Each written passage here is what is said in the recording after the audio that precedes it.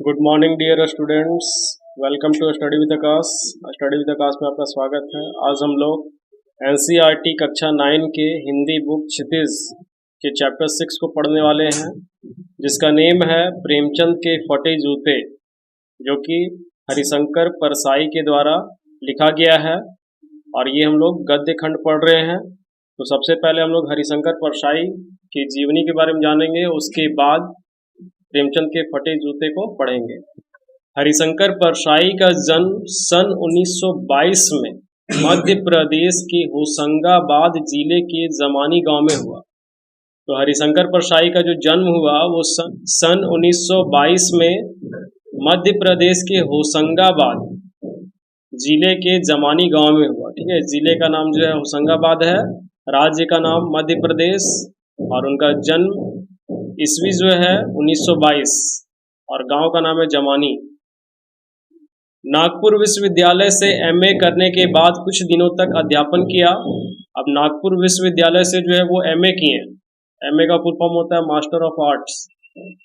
करने के बाद कुछ दिनों तक अध्यापन यानी कि पढ़ाने का भी काम किए।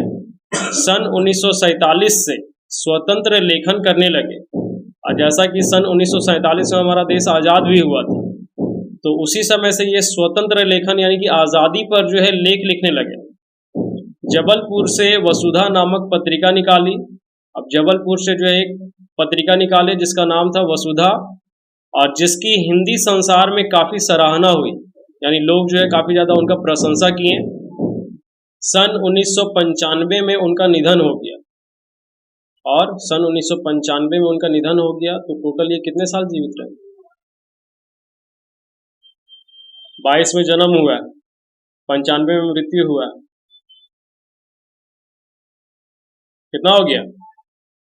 70 20 90 यानी 70 और 3 73 साल। तो लगभग ये 73 साल जो जीवित रहे। हिंदी के व्यंग लेखकों में उनका नाम अग्रणी है, और व्यंग यानी जो वाद विवाद करते हैं उनमें इनका नाम जो है सबसे आगे आता है। परसाई जी की कृतियों में हंसते हैं रोते हैं। अब उनका द्वारा जो लिखा गया कृति है, पहला है हंसते हैं रोते हैं, दूसरा है जैसे उनके दिन फिरे कहानी संग्रह, उसके बाद रानी नागफनी की कहानी, उसके बाद तट की खोज उपन्यास, तब की बात और थी, उसके बाद है भूत के पांव पीछे, बेईमानी की परत, पगडंडियों का जमाना, सदाचार का तावीज, शिकायत मुझे भी है, और अंत में निबंध संग्रह, वैष्णव की फिसलन, तिरछी रेखाएं, ठिठुरता हुआ गणतंत्र, विकलांग श्रद्धा का दौर, व्यंग संग्रह उल्लेखनीय है। यानी इतना कुछ जो उनके द्वारा लिखा गया है, और ये काफी ज्यादा फेमस हुआ है। भारतीय जीवन के पाखंड, भ्रष्टाचार, अंतर्विरोध, बेईमानी आदि पर लिखे उनके व्यंग लेखों ने शोषण के विरुद्ध साहित्य की भूमिका का निर्वाह किया।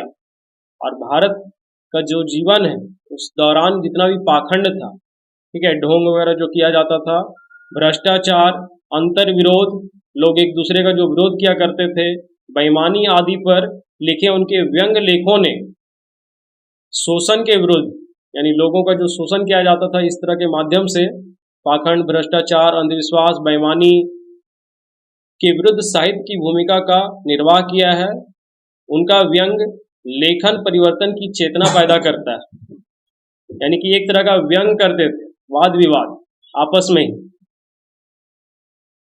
और इस तरह का जो लेखन होता था वो कुछ हट के होता था। कोरे हास्य से अलग या व्यंग आदर्श के पक्ष में अपनी उपस्थिति दर्ज कराता है। और कोरे हास्य से अलग यानी कोरा जिसको कह सकते हैं हम लोग खाली, हास्य से अलग या व्यंग आदर्श के पक्ष में अपनी उपस्थिति दर्ज कराता है। यानी कि यहाँ पे जो उनका व्यंग यानी कि जो बहस किया जा रहा है, तो वो एक आदर्श रूप में यानी कि एक अच्छा दर्जा उसको दिया गया है। सामाजिक, राजनैतिक और धार्मिक पाखंड पर लिखे उनके व्यंगों ने व्यंग्य साहित्य के मानकों का निर्माण किया, और चाहे वो सामाजिक तौर पे हो, चाहे राजनैतिक, ठीक है, यानी नेता लोग के बारे में, या फिर धर्म के आधार पे हो, क्योंकि धर्म के नाम पर भी बहुत ज्यादा पाखंड होता है, और सबसे ज्यादा हिंदू धर्म में ही होता है। कहीं भी अभी घूमने के लिए अगर जाएंगे ना हिंदू धर्म का मंदिर में, तो हर एक जगह चढ़ावा देना पड़ेगा, बल्कि है उसी जगह का पुजारी, लेकिन छोटा छोटा जो है बना करके बैठ गया है और बोलता है बाबू यहाँ चढ़ा दो भगवान सुन लेंगे, वहां चढ़ा दो भगवान सुन लेंगे। मतलब इस तरह से जो है वो तुम अगर हजारों हजार रुपए भी पैकेट में लेके गए तो खाली होकर के आएगा, अगर दिमाग से काम नहीं करेगा तो। परसाई जी की बोल चाल की सामान्य भाषा का प्रयोग करते हैं, और परसाई जी जो है बोल चाल का जो हम लोग आपस में बातचीत करते हैं तो उसमें हम लोग जो है साधारण सा भाषा का प्रयोग करते हैं, किंतु संरचना के अनूठेपन के कारण उनकी भाषा की मारक क्षमता बहुत बढ़ जाती है, और वो मतलब ऐसे शब्दों का जो चयन करते हैं जिसके वजह से अगर वो उस भाषा का उपयोग भी कर रहे हैं सिंपल सा भाषा का, तो उनका अर्थ जो है काफी ज्यादा बढ़ जाता है। तो ये तो उनके जीवन के बारे में था। अब जो है प्रेमचंद के जो फटे जूते हम लोग पढ़ेंगे उसके बारे में जो उन्होंने क्या बताया। तो प्रेमचंद के फटे जूते शीर्षक निबंध में परसाई जी ने प्रेमचंद के व्यक्तित्व की सादगी के साथ एक रचनाकार की अंतर्भेदी सामाजिक दृष्टि का विवेचन करते हुए आज की दिखावे की प्रवृत्ति एवं अवसरवादिता पर व्यंग किया है। अब यहाँ पे प्रेमचंद के फटे जूते शीर्षक निबंध में परसाई जी ने जो प्रेमचंद के व्यक्तित्व का यानी कि उनकी जो पर्सनालिटी थी वो कितना साधारण था, और उनके अंदर और बाहर दोनों, यानी एक होता है ना कि अंदर से जो है कुछ होता है बाहर से कुछ होता है। हम लोग कहीं घूमने के लिए जाते हैं तो हम लोग का ड्रेसअप जो है चेंज हो जाता है, लेकिन वही जो है इनका वैसा नहीं था। अगर जो घर में पहने हुए वही कपड़ा पहन करके दूसरे जगह भी चले जाएंगे, चाहे कितना बड़ा शादी पार्टी का ही नहीं हो, उनको फर्क नहीं पड़ता है। सिंप्लिसिटी यानी साधारण सा एकदम जीवन जीते थे। और आज का लोग जो दिखावा करता है उस दिखावे की प्रवृत्ति और अवसरवादिता, यानी अवसरवादिता कहने का मतलब हो गया कि लोग मौका ढूंढते हैं। जैसे शादी पार्टी होता है, किसी के बर्थडे पार्टी में गए, कहीं घूमने जा रहे हैं, तो हम लोग अक्सर मौका ढूंढते हैं कि कहीं घूमने जाएंगे तो बढ़िया से बढ़िया कपड़ा, जूता मोजा, टाई बेल्ट वगैरह अच्छे से लगा करके जाएंगे। तो इस तरह से जो है वो अभी का समय चल रहा है, लेकिन प्रेमचंद किस तरह से थे उनके बारे में जो है परसाई जी लिखे हैं। अब देखते हैं कि क्या है इसमें। प्रेमचंद के फटे जूते। प्रेमचंद का एक चित्र मेरे सामने है, ठीक है। यहाँ पे उनका जूता भी दिख रहा है फटा हुआ, फोटो बना हुआ है ना वहां पे। तो प्रेमचंद का एक चित्र मेरे सामने है, पत्नी के साथ फोटो खिंचा रहे हैं, ठीक है। परसाई जी कह रहे हैं कि उनका एक चित्र मेरे सामने है और वो क्या कर रहे हैं, तो अपनी पत्नी के साथ जो है फोटो खिंचा रहे हैं। अब अगर हम ही लोग जो है वो जाएं अपने परिवार के साथ, अपने घर वालों के साथ फोटो खिंचवाने के लिए, तो सबसे पहले तो जो है चेहरा जो है आईना में 10 बार देखेंगे कि साफ सुथरा तो लग रहा है ना, फोटो सही आएगा कि नहीं आएगा। अगर नहीं आता है तो कैमरा वाले बार बार बोलते हैं बढ़िया से खींचिएगा भैया, वरना खराब आएगा तो फिर पैसा वैसा नहीं देंगे, DSLR से खींचिएगा। तो पत्नी के साथ फोटो खिंचा रहे हैं और सिर पर किसी मोटे कपड़े की टोपी, कुर्ता और धोती पहने। अब उनका पहनावा भी क्या है, सिर पर किसी मोटे कपड़े का टोपी है, कुर्ता है और धोती पहने हुए, कनपट्टी चिपकी है, गालों की हड्डियां उभर आई हैं, पर घनी मूछें चेहरे को भरा भरा बतलाती हैं। अब कनपट्टी जो है वो क्या हो गया, चिपक गया, यानी कि थोड़ा सा वो पतले दुबले हैं। गालों की हड्डियां जो उभर आई हैं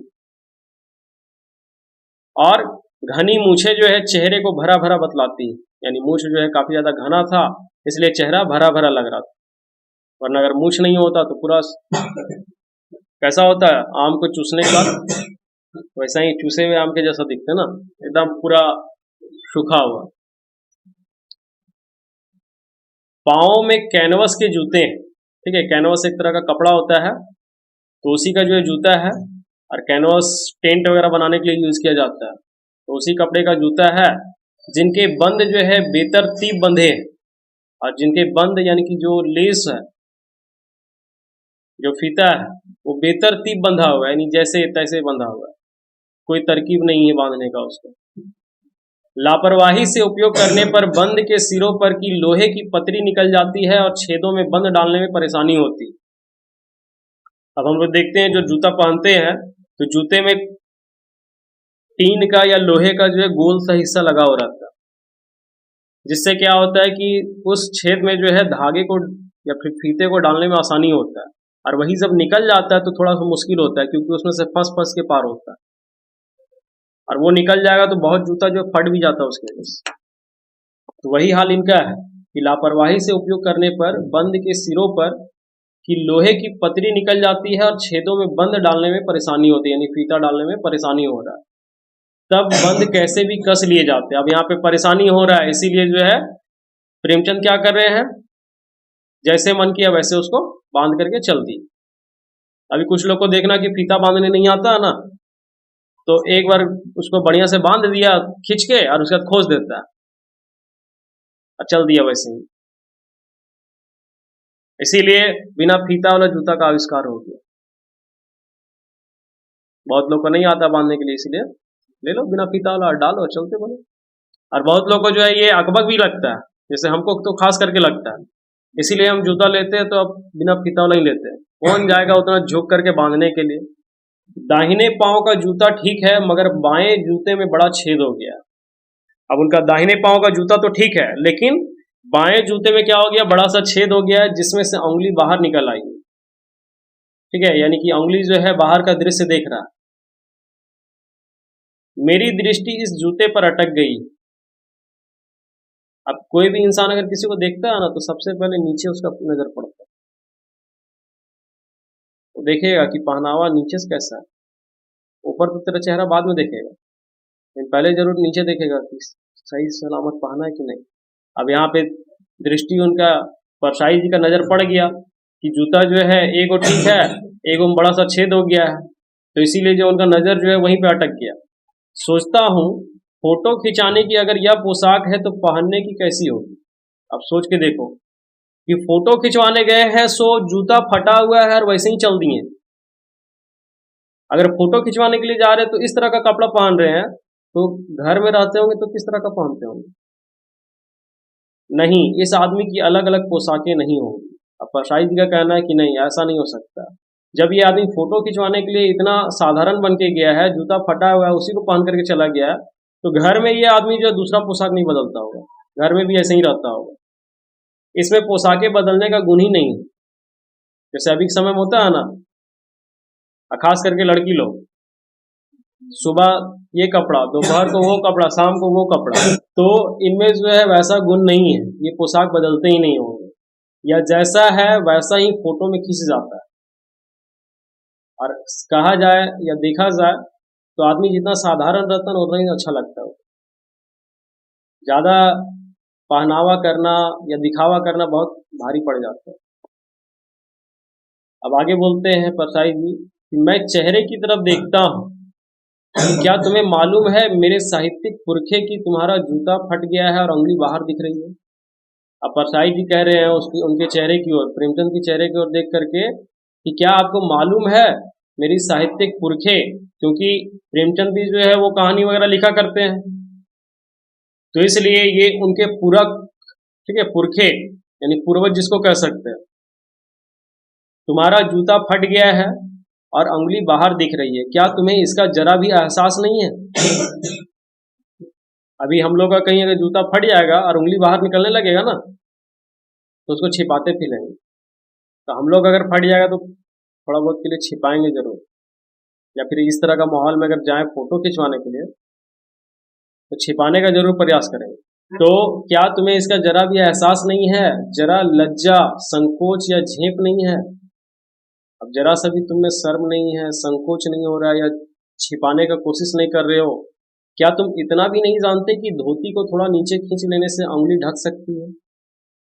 अब जैसे लड़की लोग हो या फिर लेडीज हो, तो साड़ी पहन के गई है तो आराम से उसका जो है जूता वगैरह सब छिप जाएगा, और ये धोती पहने हो तो अगर धोती को थोड़ा सा नीचे कर देते तो आराम से इनका उंगली भी ढक जाता। मगर फिर भी तुम्हारे चेहरे पर बड़ी बेपरवाही, बड़ा विश्वास है, लेकिन फिर भी जो है इनको जूते पे ध्यान नहीं है, चेहरे पे एकदम मुस्कुराहट है, बहुत विश्वास है। फोटोग्राफर ने जब रेडी प्लीज कहा होगा तब परंपरा के अनुसार तुमने मुस्कान लाने की कोशिश की होगी, क्योंकि फोटोग्राफर कहता है ना रेडी है, स्माइल, क्लिक कर देता है। ठीक है, तो यहाँ पे रेडी प्लीज या स्माइल प्लीज कहा होगा, और तब परंपरा के अनुसार, क्योंकि वहां पे तो स्माइल अगर बोलेगा तो नहीं हो मुस्कुराने का रहेगा तो भी मुस्कुरा देगा, तो परंपरा के अनुसार तुमने मुस्कान लाने की कोशिश की होगी। दर्द के गहरे कुएं के तल में कहीं पड़ी मुस्कान को धीरे धीरे खींचकर ऊपर निकाल रहे होंगे कि बीच में ही क्लिक करके फोटोग्राफर ने थैंक यू कह दिया होगा। मतलब मुस्कान लाने का कोशिश कर ही रहे होंगे, और कहां से, दर्द के गहरे कुएं के तल में, यानी सबसे निचले हिस्से से कहीं पड़ी मुस्कान को धीरे धीरे खींचकर ऊपर निकाल रहे होंगे कि बीच में ही क्लिक करके फोटोग्राफर ने क्या कह दिया, थैंक यू। नेक्स्ट टाइम फिर आइएगा ना। विचित्र है या अधूरी मुस्कान। ठीक है, मुस्कान भी अधूरा रह गया, पूरी तरह से मुस्कुरा भी नहीं पाए। यह मुस्कान नहीं, इसमें उपहास है, व्यंग है, और ये इनका मुस्कान नहीं है, इसमें क्या है, उपहास है, यानी कि एक तरह का मजाक, एक तरह का व्यंग, बहस। यह कैसा आदमी है जो खुद तो फटे जूते पहने फोटो खिंचा रहा है पर किसी पर हंस भी रहा है। यानी खुद इनका जूता फटा हुआ है तो इनको जो है थोड़ा सा लज्जा आना चाहिए, लेकिन लज्जा आने की जगह ये किसी और पर हंस भी रहे। फोटो ही खिंचाना था तो ठीक जूते पहन लेते या ना खिंचवाते। अब परसाई जी कह रहे अगर फोटो खिंचवाना ही था तुमको तो जूते अच्छे पहन लेते, और नहीं अगर था तो खिंचवाते ही नहीं। फोटो ना खिंचाने से क्या बिगड़ता था। अब सही बात है, फोटो अगर नहीं खिंचवाएंगे तो कुछ बिगड़ेगा, तो फोटो ना खिंचाने से क्या बिगड़ता था। शायद पत्नी का आग्रह रहा हो। अब शायद पत्नी बोली होगी कि नहीं चलिए एक फोटो खिंचवा लेते हैं, कहीं कल को आप टपक जाइएगा तो कैसे फिर देखेंगे आपको, तो उसका आग्रह रहा हो और तुम अच्छा चल भाई कहकर बैठ गए होंगे, क्योंकि पत्नी के आगे तो पति का चलता नहीं है। वो दिन कहेगी तो दिन, रात कहेगी तो रात। अब पत्नी बोल दी चलो फोटो खिंचवाना है जी, तैयार हो गए, ठीक है चलो। मगर यह कितनी बड़ी ट्रेजेडी है कि आदमी के पास फोटो खिंचाने को भी जूता ना हो। अब ट्रेजेडी कहने का मतलब कितना बड़ा समस्या है यहाँ पे, कि आदमी के पास फोटो खिंचाने को भी जूता ना हो। मैं तुम्हारी यह फोटो देखते देखते तुम्हारे क्लेश को अपने भीतर महसूस करके जैसे रो पड़ना चाहता हूँ।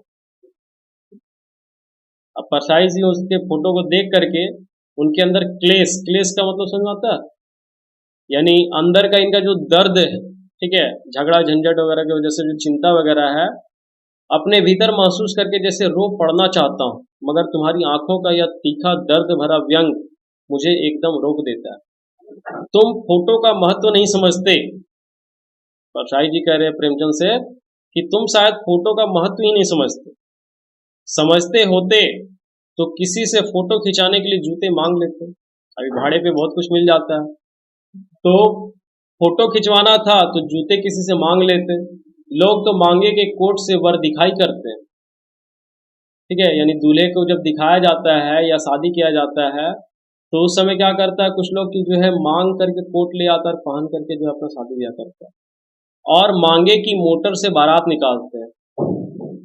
और बारात तो अब वैसे ही निकलता है, भाड़ा पर जाता है, अपना तो कार किसी का रहता नहीं है, सब भाड़े वाला कार पे ही ले जाता है। फोटो खिंचाने के लिए तो बीवी तक मांग ली जाती है, तुमसे जूते ही मांगते नहीं बने। अब बताओ, फोटो खिंचवाने के लिए दूसरी की बीवी को भी ले आया जाता है। तुम फोटो का महत्व नहीं जानते। लोग तो इत्र चुपड़कर फोटो खिंचाते हैं जिससे फोटो में खुशबू आ जाए, ठीक है, लोग क्या करते हैं तो परफ्यूम छिड़क करके फोटो खिंचाते हैं जिससे फोटो में खुशबू आ जाए। गंदे से गंदे आदमी की फोटो भी खुशबू देती है। अभी देख लो बहुत सारा ऐसा आदमी भी होगा जो शक्ल से पूरा एकदम बेढंग सा लगेगा, एकदम कल्लू कालिया जैसा, लेकिन फिर भी उसको जो है फोटोशॉप से इतना गोरा कर देता है कि बेचारा पहचान नहीं पाता कि हम ही ऐसे।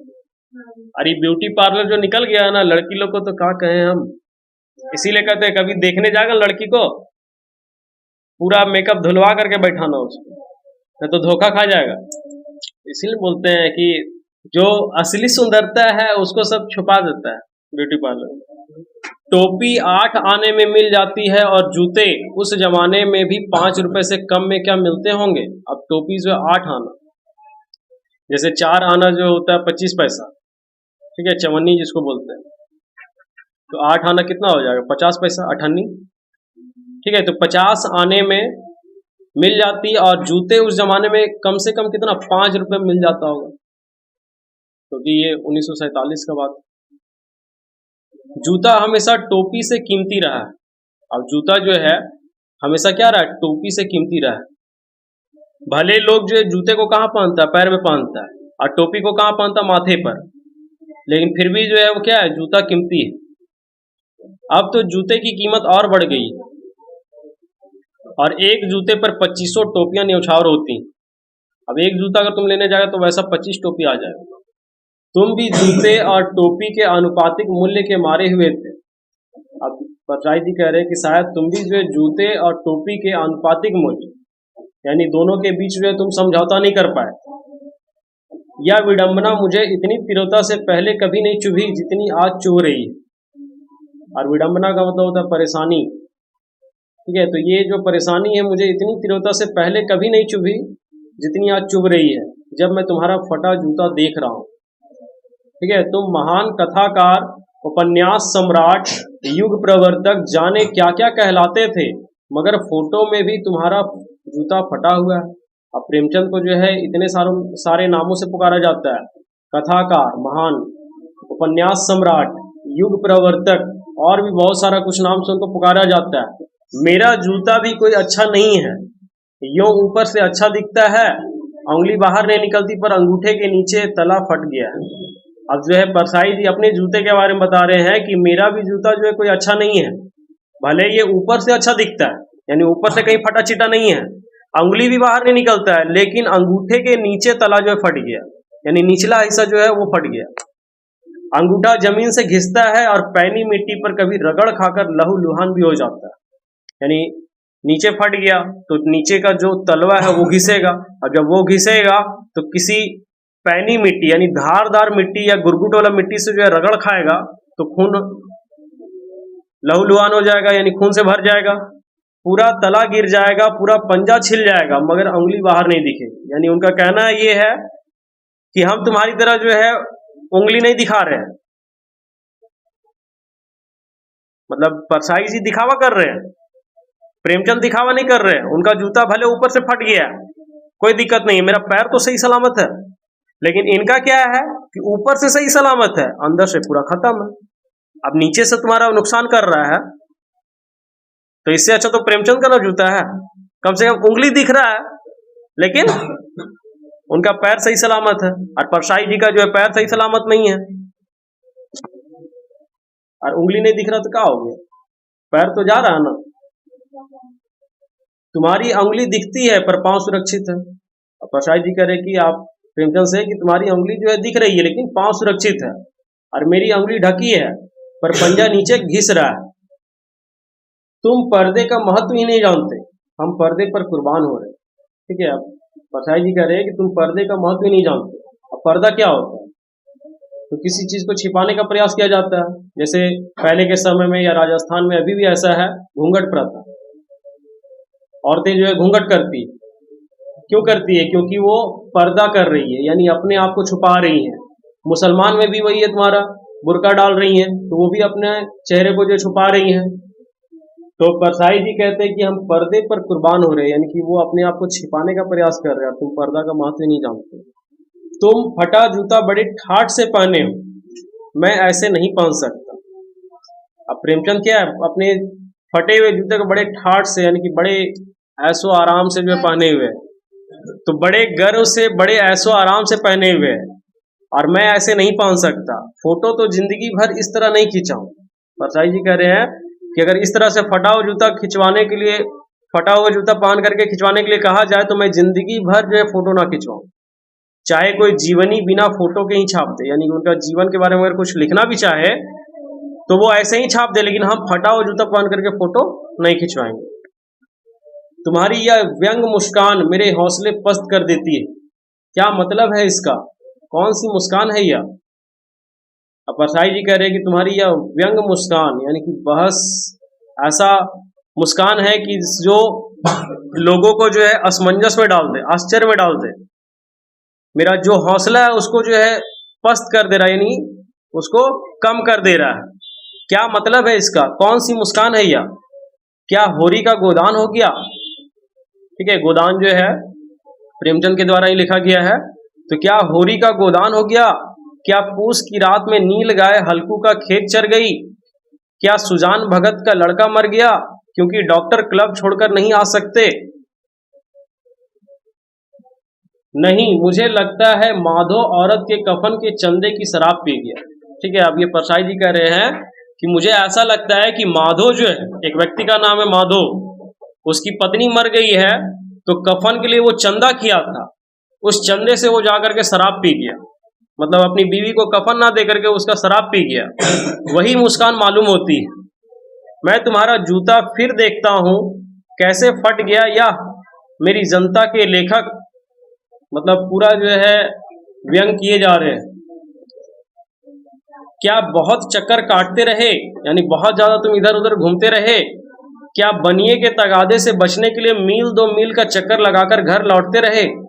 अब बनिया का घर जाता था तगादा करने के लिए, तो बनिया ऐसा होता है ना कि तुमको 10 बार नचाएगा अपना पैसा जब तुम उससे मांगेगा तो, और वही जब तुम्हारे पास बाकी रहेगा तो वो अपना पैसा तुरंत लेके चल जाएगा। तो इसीलिए कह रहा है यहाँ पे कि क्या बनिए के तगादे से बचने के लिए मील 2 मील यानी 3 से 6 किलोमीटर के लगभग जो है चक्कर लगाते रहते थे। चक्कर लगाने से जूता फटता नहीं है, घिस जाता है। क्योंकि जब हम लोग चक्कर लगाते हैं तो जूता क्या होता है, नीचे से घिसता है, ऊपर से नहीं फटता है। ऊपर से कब फटेगा? जब हम किसी चीज पे ठोकर मारते हैं। जैसे इसका जूता फट गया था, ठोकर मारती है। और दूसरा कारण ये भी हो सकता है, पैर में नाखून बड़ा होगा, उससे भी फट सकता है। तो चक्कर लगाने से जूता फटता नहीं है, घिस जाता है। कुंभन दास का जूता भी फतेहपुर सिकरी जाने आने में घिस गया। ठीक है, कुंभन दास एक व्यक्ति है जिसका जूता जो है फतेहपुर सिकरी आने जाने में घिस गया था। उसे बड़ा पछतावा हुआ। उसने कहा, आवत जात पनहिया घिस गई, बिसर गयो हरि नाम। ठीक है, आते जाते जो है पनहिया का मतलब जूता जो है घिस गया, और बिसर गयो हरि नाम यानी विष्णु का जो है नाम बिखर गया। और ऐसे बुलाकर देने वालों के लिए कहा था, यानी जो बुला करके देते हैं, कि जिनके देखे दुख उपजत है, यानी जिनको देख करके दुख पनपता है, तिनको करबो परे सलाम, यानी कि उसको जो है तिनका भर जो है सलाम करना। चलने से जूता घिसता है, फटता नहीं। तुम्हारा जूता कैसे फट गया? मुझे लगता है तुम किसी सख्त चीज को ठोकर मारते रहे हो। ठीक है, अब किसी कठोर चीज को जो है ठोकर मारते रहे हो।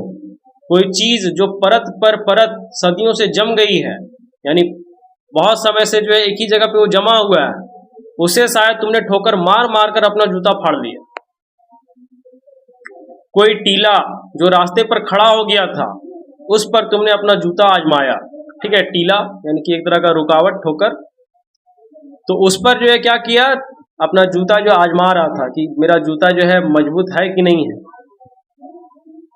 तुम उसे बचाकर उसके बगल से भी तो निकल सकते थे। चाहते अगर तो उस टीला को छोड़ देते, साइड से तुम निकल जाते, लेकिन नहीं, तुमको तो बहादुरी दिखाना था, अपना जूता का जो है शेरशाही दिखाना था कि मेरा जूता बहुत बहादुर है।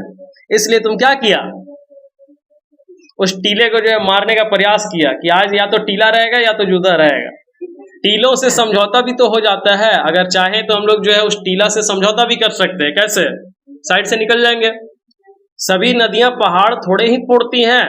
अब जो है उनका कहना है कि सब नदी जो है पहाड़ थोड़े ना फोड़ता है। अब जितना लोग पढ़ता है, क्या सब लोग डॉक्टर इंजीनियर ही बन जाता है?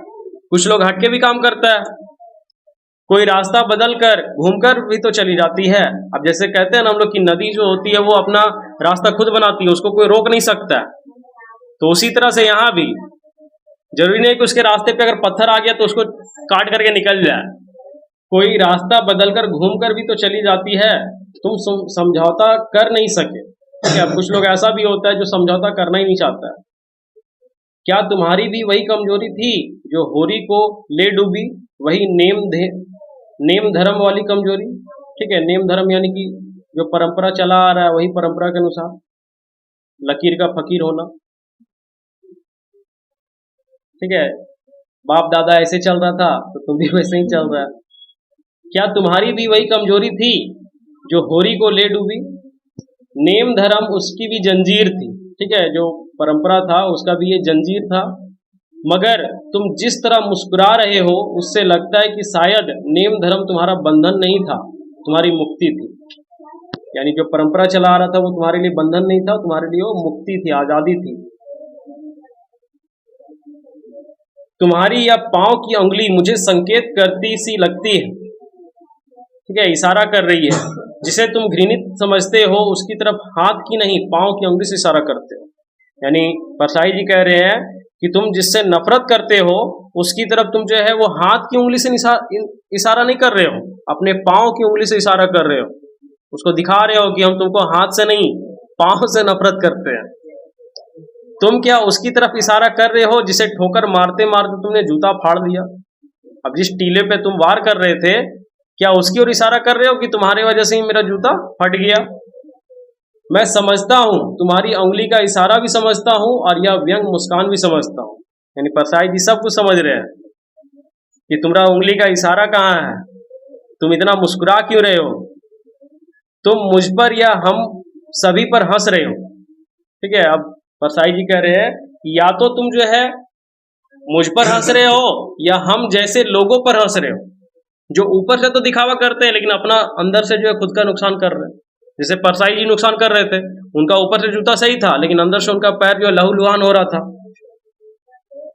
उन पर जो उंगली छिपाए और तलुआ घिसाए चल रहे हैं, उन पर जो टीले को बरकरार बरकाकर बाजू से निकल रहे हैं, यानी उसको छोड़ करके जो है बाजू से साइड से निकल रहे हैं। तुम कह रहे हो मैंने तो ठोकर मार मार कर जूता फाड़ लिया, उंगली बाहर निकल आई पर पांव बच रहा है और मैं चलता रहा। मगर तुम उंगली को ढांकने की चिंता में तलुए का नाश कर रहे हो। तुम चलोगे कैसे?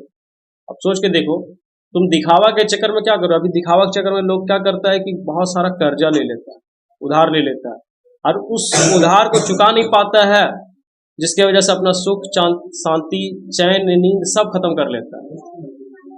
इसीलिए फालतू का दिखावा करने से अच्छा है कि जितना है उतना ही रखो, जितना चादर है उतना ही पैर पसारो, अच्छा रहेगा। आखिर मान लो कि वो जो है ऊपर से जूता ठीक रखा है लेकिन नीचे से घिस रहा है, तो ऊपर तो लोग देख रहा है लेकिन अंदर से तुमको जो तकलीफ हो रहा है उसके वजह से तुम चल पाएगा कभी फिर? मैं समझता हूं, मैं तुम्हारे फटे जूते की बात समझता हूं, उंगली का इशारा समझता हूं, तुम्हारी व्यंग मुस्कान समझता हूं। तो ये परसाई जी के द्वारा प्रेमचंद के फटे जूते के बारे में बताया गया था और उनके साधारण से जीवन के बारे में भी बताया गया। मुझे उम्मीद है कि आपको ये चैप्टर बहुत अच्छे से समझ में आया होगा। अगर आपको मेरी वीडियो अच्छी लगती है तो अपने दोस्तों के साथ शेयर करें, लाइक करें, कमेंट करें और अगर चैनल पर नए हैं तो चैनल को जल्दी से सब्सक्राइब करें। साथ ही बेल आइकॉन को प्रेस करना ना भूलें, क्योंकि रोज़ मैं आपके लिए इसी तरह से नई नई वीडियोस लाता रहता हूँ। धन्यवाद।